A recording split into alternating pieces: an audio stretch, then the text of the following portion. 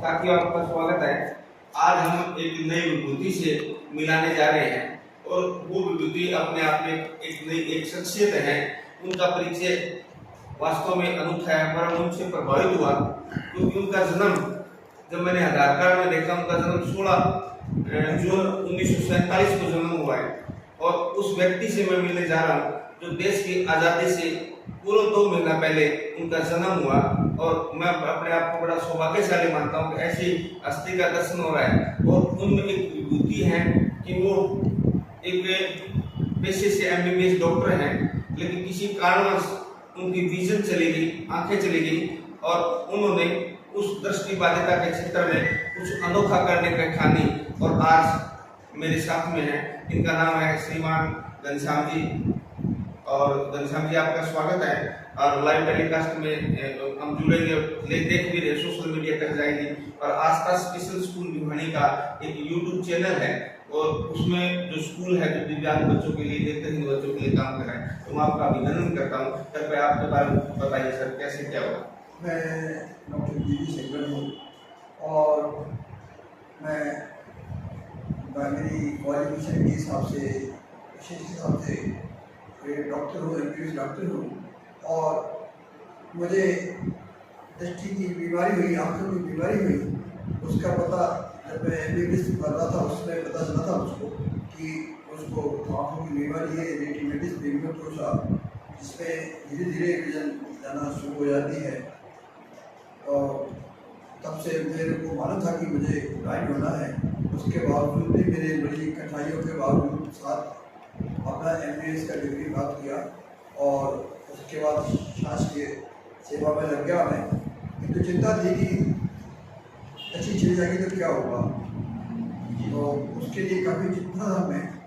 और मैं आपको यही बता दूँ कि मेरे परिवार में मेरे जितने ब्रदर सिस्टर हैं वो भी धीरे धीरे दृष्टि खत्म होने से उनको भी ब्लाइंडनेस हो गया था, लेकिन मुझे नहीं मालूम था कि उनको क्या बीमारी है। लेकिन जब मैं डॉक्टरी पढ़ने गया तब मुझे पता चला कि मेरे घर में ये बीमारी थी, जिसके कारण मैं सब लोग ब्लाइंड हो गए। मुझे बहुत चिंता थी कि आगे क्या हुआ, इसमें क्या था हुआ, तो दृष्टिवान के संबंध में क्या हो सकता है, क्या करते हैं, ये मुझे कोई ज्ञान भी नहीं था। और मैंने अपनी तैयारी कर रही थी, ठीक है दृष्टि जाएगी तो मैं डॉक्टर इसमें करके अपना घर चला लूँगा। उस हिसाब से मैंने अपना प्लानिंग किया था। किंतु 1981 में जब अंतर्राष्ट्रीय विकलांग दिवस मनाया गया, उसमें मुझे पता चला विकलांगों के संबंध में। और 78 में के आसपास दिल्ली में दृष्टि में लाठीचार्ज हुआ था। अच्छा, 78 में दिल्ली में लाठीचार्ज हुआ था, नेत्रहीन लोग थे। अच्छा, ऐसा भी हाँ, और उसके बाद मैं अखबार में सुना हुआ था। और मैं दिल्ली में जब मेरा ट्रीटमेंट भी ज़्यादा था, वहाँ मैंने पता किया, तो लोगों से मिलना शुरू किया मैंने। और मुझे बताया गया कि यहाँ कुछ लोग हैं जो काम करते हैं दृष्टिकोण के लिए। तो मैं उन लोगों से धीरे धीरे मिला, BRA में मिला, AIC में कौल साहब से मिला, इंडस्ट्री के लोगों से मिला। उन लोगों ने मुझे बताया कि आप दृष्टि चलेगी तो भी आप काम कर सकते हैं, काम करते। और लास्ट की मेरी मुलाकात अडवाणी साहब से की, बोली जी ने।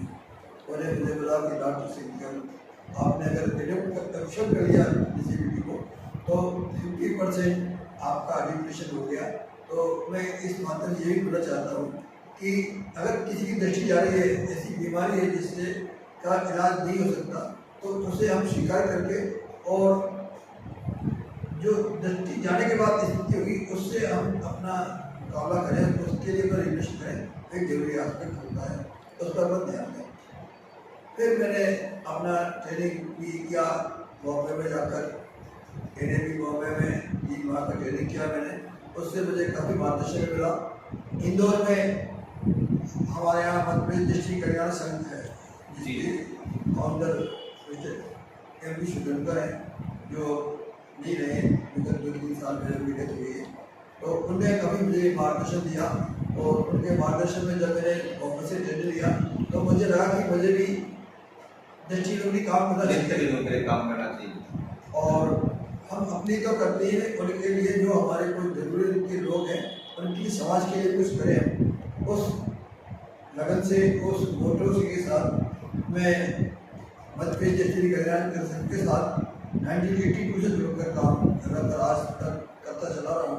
मैंने विभिन्न पदों पर मैंने वहाँ काम किया और अभी मैं दूर में 95 से 2002 तक सचिव रहा वहाँ पर और अभी 2011 से आज तक मैं वहाँ में। अब कौन सी संस्था में काम कर रहे हो सर आप? मैं अभी मध्य प्रदेश डिस्ट्रिक्ट कल्याण संघ इंदौर में काम कर रहा हूँ। मध्य प्रदेश डिस्ट्रिक्ट जो कल्याण संघ में आप सचिव पद पे काम कर रहे हो, जो कि मध्य प्रदेश की सबसे पुरानी संस्था 65 साल से दक्षिण में काम कर रही है और मैं वहाँ सचिव के रूप में काम कर रहा हूँ। और इस दौरान मैंने काफ़ी अपने एजुकेशन में काफ़ी परेशानियाँ मिली। अपना डॉक्टरी प्रोफेसर के साथ साथ मैंने अपना जो मेरा कैरियर था उसको टेंडर्स के रूप में डेवलप किया और health and family welfare training centre में मैं 1985 से लेकर 2002 तक वहाँ पर एज ए टीचर रहा, जहाँ मैं डॉक्टर्स को नर्सेस को पढ़ाने का काम करता था। साथ ही सोशल वर्क किया। सोशल वर्क के दौरान भी जो भी नई टेक्नोलॉजी समझ में आई उनका मैंने फॉलो किया, उनके साथ अपने सेंटर को जोड़ने का काम किया। बीच में हमने पद यात्रा भी की देशियों के साथ, उनके रोजगार के लिए भी काफ़ी काम किया। बता दें कि सर ने नेत्रहीनों के लिए सरकार के साथ भी संघर्ष किया और उस जंग में, उस टाइम में इन नेत्रहीनों के लिए शिक्षा का कोई प्रावधान नहीं था, वो भी प्रावधान करने का काम किया। और सर के बारे में बता दूं कि सर के परिवार में एक जेनेटिक एक समस्या हो गई थी कि भाई बहन भी ब्लाइंड हो गए थे, लेकिन उसके बावजूद भी अपने भाई बहनों का उत्थान करने का भी उन्होंने सोचा, बीड़ा उठाया और सभी भाइयों बहनों को भी उन्होंने अपने एक अहम भूमिका निभाई। जो आज हमारे देश में ऐसी हस्तियां हैं जो MBBS डॉक्टर के बावजूद भी आज इस बात को, नेत्रहीनता को स्वीकार करके समाज में एक संदेश दिया कि सीधेबिलिटी, नो डिसेबिलिटी, एबिलिटी हमारे में है, वो कायम करने की आवश्यकता है। नेत्रहीन अपने आप को ऐसा है और बेचारा ना समझे, ये डॉक्टर साहब ने एक संदेश दिया। डॉक्टर साहब आपकी जीवनी आज पूरा हरियाणा देख रहा है, पूरा भारत देखेगा कि ये इवेंट आपका जाएगा, क्योंकि हमारे देश में बहुत सारी आप जैसी विभूतियां हैं जो मैं उनको सलाम करता हूँ, प्रणाम करता हूँ, क्योंकि आप उस जमाने के हो जिस जमाने में देश आजाद हुआ था। तो मैं प्रणाम करता हूँ। और आगे आपका लक्ष्य क्या है डॉक्टर साहब, आपका विशेष लक्ष्य क्या है? मेरा लक्ष्य